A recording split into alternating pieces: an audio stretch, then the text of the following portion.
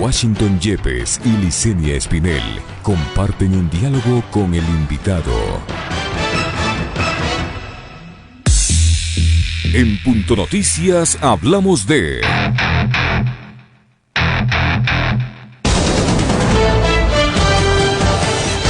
Ecuador registra hasta este lunes 1 de junio 5.529 fallecidos en el contexto del COVID-19 en el país. 3.394 son muertes confirmadas por el nuevo coronavirus y otras 2.135 por sospecha de la enfermedad. Así consta en el informe número 95 emitido por el Comité de Operación de Emergencias COE Nacional. Además, el Gobierno Nacional confirmó que hay 39.994 casos positivos de 117.524 muestras tomadas para COVID-19, entre PCR y pruebas rápidas. La provincia del Guayas continúa con el mayor número de contagios por COVID-19 y alcanza los 14.091. Su capital, Guayaquil, tiene 9.764 casos. Le sigue Pichincha con 4.042 y su capital, Quito, contabilizó 3.737 personas contagiadas. Dado que la enfermedad se conoció a nivel mundial entre noviembre y diciembre de 2019 y solo han pasado 7 meses de ello, los doctores consideran que ahora todas las conclusiones son hipótesis, porque para que existan evidencias científicas es necesario tener más estudios y más tiempo. Entre tanto, lo mejor es seguir las medidas de bioseguridad que se conocen hasta la fecha.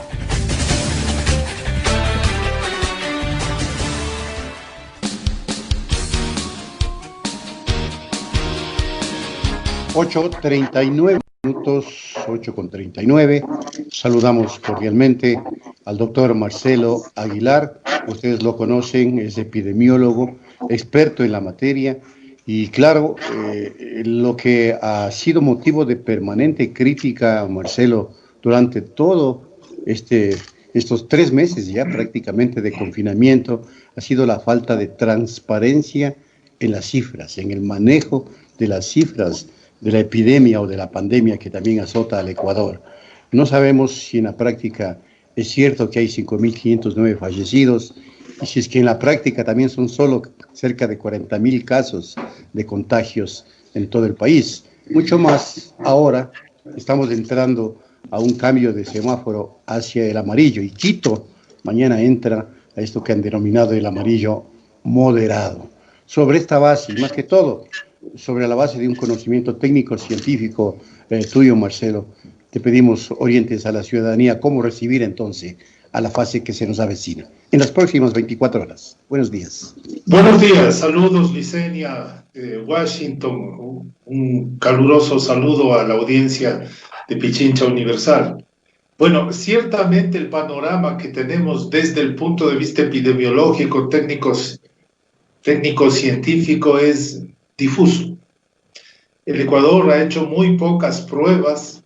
Si es que comparamos con lo ideal, con las búsquedas necesarias, lo que tenemos es apenas una muestra leve de los pacientes que mayormente han llegado a los hospitales con casos graves, de tal modo que lo que tenemos es una cuestión muy nubosa, con la que no se puede hacer una proyección racional. Habían datos bastante consistentes hasta el 24 de abril. Hasta ahí hubo un seguimiento que podríamos decir razonable, a pesar del pequeño número de pruebas, de búsquedas que se hacían. Había consistencia en lo que estaba ocurriendo, se podían tomar como trazadores. Pero luego del 24 de abril, de un día al otro, se aumentan 11.000 pruebas. Días después se reducen 3.000. Otro día se reducen 2.000 más. Entonces, ¿qué es lo que sucedió? Entendemos que hubo varios cambios en el criterio del diagnóstico de los casos. En un momento se mezclaron los casos diagnosticados de PCR, que es lo correcto, lo adecuado, con otras pruebas rápidas que valoran anticuerpos que tienen significados totalmente distintos. Se replicaron, según las propias autoridades de salud, las pruebas de los mismos pacientes. Ha sido un caos. Desde el 24 de abril, el sistema de vigilancia epidemiológica ha sido un caos. Entendemos que han hecho los ajustes y todo, pero crea una desconfianza sobre dónde estamos. La situación de mortalidad es otra situación realmente lamentable, crítica. Más o menos en Guayaquil se pueden, entre sospechosos y comprobados de COVID-19, más o menos se reportan alrededor de 1.400 casos. Pero el registro civil en el mes de abril reportó 14.700 fallecidos. Todavía no tenemos una explicación oficial de esto. Quienes estamos trabajando en este asunto, quienes damos seguimiento, tenemos algunas hipótesis. Probablemente hubo más casos por COVID-19. Estaba ocurriendo una epidemia de dengue que habíamos advertido justamente en Pichincha Universal. Hacia finales del mes de enero advertimos que estaba ocurriendo un brote de dengue en donde Manabí, Guayas y los ríos y el Oro eran los focos más importantes. En enero y comienzos de febrero, Manta era la ciudad que más casos de dengue tenía. Es posible que el dengue estuvo ocurriendo de forma simultánea, pero además se puede atisbar que hubo muertes conexas por personas que tenían comorbilidades, personas que dejaron de recibir tratamiento para la hipertensión, la diabetes, la insuficiencia cardíaca, dejaron de hacer diálisis renales y se produjo por la saturación del sistema de salud, por la falta de atención a otras enfermedades y la disrupción social que a muchos adultos mayores les hizo romper sus apoyos, sus soportes sociales, pues hubo una mortalidad tremenda. Pero eso oficialmente no hemos tenido nada. Entonces, ¿qué es lo que observamos? Que muchas de las decisiones que se han tomado han sido más político-estratégicas que técnico-científicas. Esa es una cosa que se advierte claramente en este momento y en esta situación. Suponemos que está ocurriendo esto, asumimos que está ocurriendo tal otra cosa. Yo puedo decir, los estudios que se presentaron y que se hicieron en Guayaquil para el cambio del semáforo, epidemiológicamente no son representativos de la población. Fueron hechos con un ensayo, con un modelo de muestreo de opinión, pero no muestreo epidemiológico, que es una cosa totalmente distinta. El muestreo que tenemos en Quito también es insuficiente, de tal modo que estamos asumiendo las cosas sobre una situación poco clara en términos técnicos científicos. ¿Qué hacer frente a esto? Porque hay una realidad. Quito en realidad pasó al semáforo amarillo a comienzos de mayo. Cuando las autoridades del gobierno anunciaron que se cambiaría el semáforo, esto era un anuncio para Guayaquil, para los cantones San Borondón, Daule, Babahoyo, que habían tenido ya el golpe, la primera ola pandémica. Sin embargo, el país asumió que se cambiaba el semáforo y aumentó la movilidad. Desde entonces, y fuera de los horarios de los horarios totalmente prohibidos, del toque de queda, la movilidad de Quito en algunas zonas ha subido entre las 7 y las 2 de la mañana hasta 60 y 65%, es decir, empezó a moverse.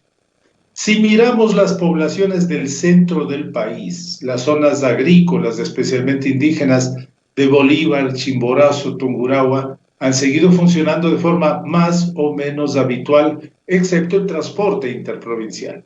Entonces la movilidad ya estuvo ocurriendo. Ahora casi en Quito lo que vamos a enfrentar es una formalización de un semáforo, este medio amarillo, ¿no? Este amarillo moderado. Bueno, en quiteño todo es medio, ¿no? Medio despistado, medio perdido. Entonces este es un medio amarillo. Pero que me parece que hay una racionalidad interesante porque se escogen algunas actividades que puedan tener un control y una protección. El sector productivo, las industrias, la construcción, ha asumido el compromiso de mantener y realizar algunas acciones de terapia de cuidado laboral para sus trabajadores con bioseguridad. Y eso está bien, eso está importante. Entonces, de todos modos, la recomendación fundamental es que estamos con el coronavirus, Quito tiene circulación continua de coronavirus y hay que practicar lo que ahora se ha dado en llamar el triángulo de la vida: mascarilla, higiene, lavado de manos, uso de gel antiséptico y distanciamiento social a 2 metros. Esto va a permitir... ¿Qué es lo que va a ocurrir? El virus va a seguir circulando, no es que se ha extinguido. Lo que se logró con la cuarentena es reducir la velocidad de la transmisión y que no ocurra una tragedia como la que ocurrió en Guayaquil, que es una vergüenza para el país, hay que decirlo, es una vergüenza. El Ecuador estuvo en su peor escenario, no estuvo preparado, no había un plan de contingencia, no había fondos adicionales. La conducción técnico-científica del Ministerio de Salud era un desastre y las consecuencias están a la vista. Hoy ha habido tiempo de reaccionar. Hay alcaldes que han actuado de forma más adecuada, han preparado a las ciudades, creo que el caso de Quito es ese. Sin embargo, Quito debe entrar hoy de aquí hacia la mayor movilidad con las mayores precauciones posibles. Ahora hay una responsabilidad ciudadana inmensa en cuidar el uso de mascarilla, la distancia social, la higiene, porque el virus está en cualquier parte y en cualquier persona. Esa es la cuestión fundamental con la que tenemos que actuar hacia adelante. Doctor Aguilar, buenos días. Le saluda Licenia. ¿Cuál es el riesgo de que demos este paso mañana, tomando en cuenta de que el propio secretario encargado de salud del municipio dice que los hospitales están al límite, los hospitales en Quito están al límite, y el ministro minimiza esta situación y dice que prácticamente la situación en Quito está bajo control? ¿Cómo entender esas dos posiciones en vísperas de cambiar oficialmente al amarillo, aunque como usted dice, Quito hace rato que está en este amarillo? Técnicamente, para tomar una decisión del cambio de semáforo hay que cumplir algunas condiciones, conforme algunos acuerdos internacionales difundidos por la OMS, por la OPS, adaptados a los distintos países. El primero es que el brote que estuvo ocurriendo haya reducido o que se haya superado el brote. Que el número de casos graves hospitalizados sea significativamente menor en al menos las 2 últimas semanas, que la mortalidad haya disminuido. Me parece que las condiciones técnicas no se han cumplido. Entonces es un riesgo enorme que están asumiendo las autoridades, porque varias voces han dicho que está en el límite la capacidad hospitalaria de Quito. ¿Qué es lo que va a ocurrir? Desde mañana va a aumentar la movilidad. Al aumentar la movilidad, a pesar de todas las medidas que se tomen, va a incrementar el contacto social y va a incrementarse el número de personas contagiadas. Recordemos que el tiempo de incubación es de 2 a 14 días. En ese periodo vamos a observar un incremento de la transmisión. Entonces no va a ser inmediato. Siempre demora entre 1 o 2 semanas del incremento de casos. Entonces, ¿qué recomendar en esta fase? Tengo la impresión que esto no tiene marcha atrás, que las decisiones están tomadas y que está en curso el proceso.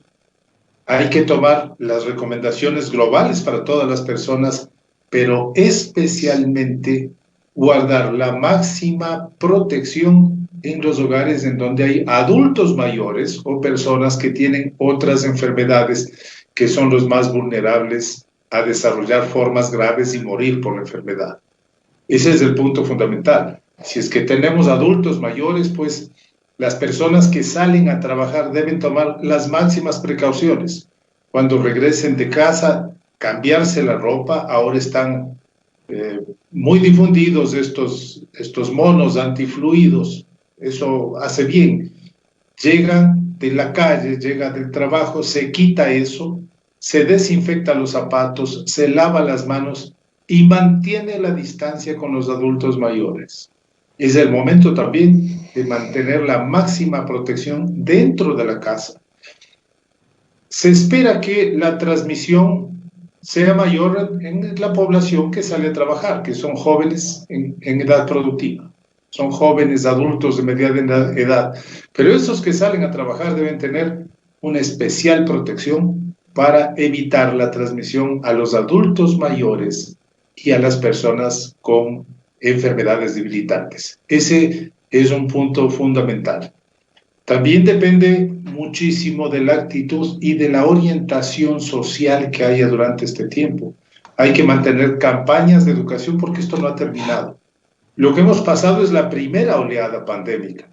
¿Qué viene de aquí en adelante?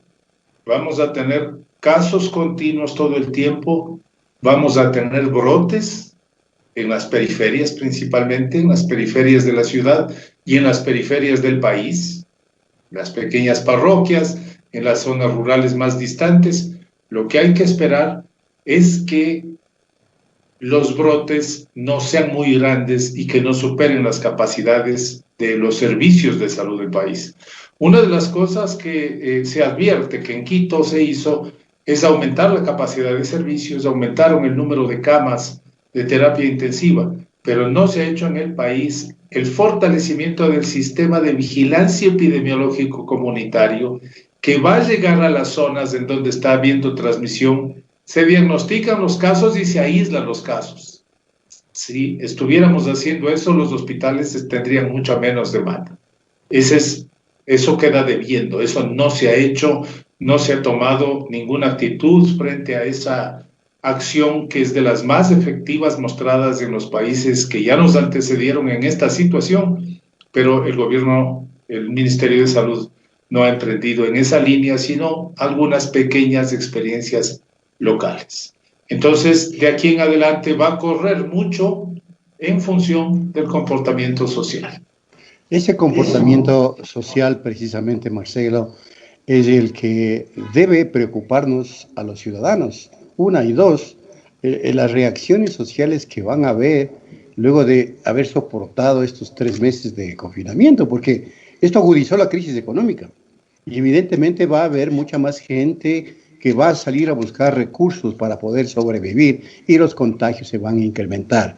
Entonces, la pregunta es la siguiente: ¿se privilegió el retorno a la actividad económica por presiones de sectores determinados antes que los datos que son duros, pero que son técnicos científicos que recomendaban otro tipo de actitudes?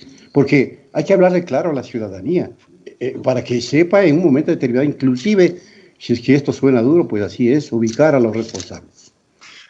Ciertamente, yo creo que hay dos cuestiones. Hay la presión social de la gente que vive del día a día y de mucha gente que se ha quedado desempleada. Llega un momento en que dice, se volvió casi un lema de este tiempo: o me muero de COVID o me muero de hambre. Es una realidad, es impensable sostener más tiempo.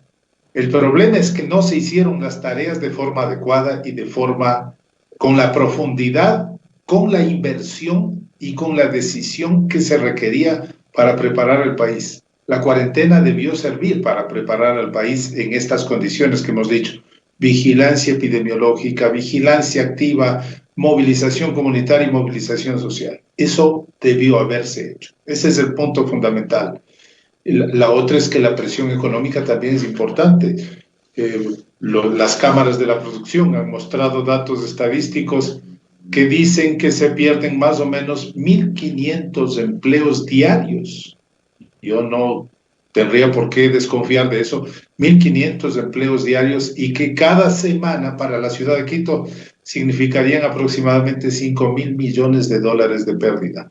Entonces hay una realidad social de los grupos más vulnerables y del sector productivo en el que no aguanta más, y ciertamente esto presiona a tomar las decisiones que estamos mirando por sobre la lógica técnico-científica que manda la racionalidad desde el punto de vista fundamental, que es el conocimiento.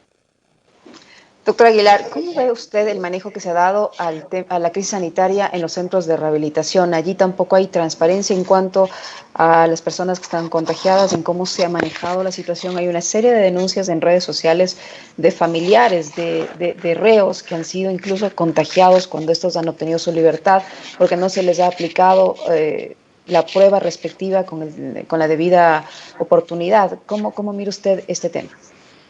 El tema de disponibilidad de recursos para diagnóstico ha sido muy limitado en general en el país. Probablemente ahora hay mayores condiciones y, como decía en otro momento, se ha privilegiado principalmente a los pacientes graves y los pacientes que requirieron hospitalización o terapia intensiva. En otros grupos, en otros sectores, no se han hecho las pruebas de la forma técnica que debieron haberse hecho. El tema de transparencia es bastante complejo. El tema de manejo de datos viene desde hace tiempo. En algún momento, cuando con ustedes analizábamos la situación del sistema de salud, habíamos dicho que el sistema de vigilancia epidemiológico fue tremendamente disminuido y además fue una práctica. Anteriormente, los brotes epidémicos, situaciones críticas de salud, eran manejadas como secreto de Estado. Se aplicó la ley Mordaza en muchos medios que publicaron cosas que no fueron autorizadas o que no fueron dadas por el Ministerio de Salud, y ha persistido hasta el momento una cultura de ocultismo, una cultura de poca transparencia, y seguimos viviendo esa realidad. Quisiera también decir que el otro tema lacerante, dramático, es el de la corrupción en el sistema de salud. Creo que es una cosa que nos ofende a todos quienes somos profesionales de la salud, a quienes somos ciudadanos, a quienes vemos las cosas, que en una situación tan dramática como una pandemia, que causa una crisis planetaria de dimensiones todavía inconmensurables, haya gente que lucre de los fondos que van destinados justamente para atender a la gente afectada. Es brutal, es brutal. Creo que hace falta una revolución ética, que haya autoridad suficiente para que ponga en orden este horror, que creo que es la peor cara de la pandemia y quizás la pandemia más dolorosa que nos afecta a todos los ecuatorianos. Creo que hay que decirlo, es indispensable. Sin duda, Marcelo, gracias por habernos acompañado. Se ha terminado nuestro tiempo de información por el día de hoy. Marcelo Aguilar, epidemiólogo, estuvo con nosotros. Hasta una próxima, Marcelo. Un gusto, Licenia, un gusto, Washington, un abrazo enorme y saludos a la audiencia de Pichincha Universal. De igual manera, muchísimas gracias, doctor. Somos generadores de información. Punto Noticias.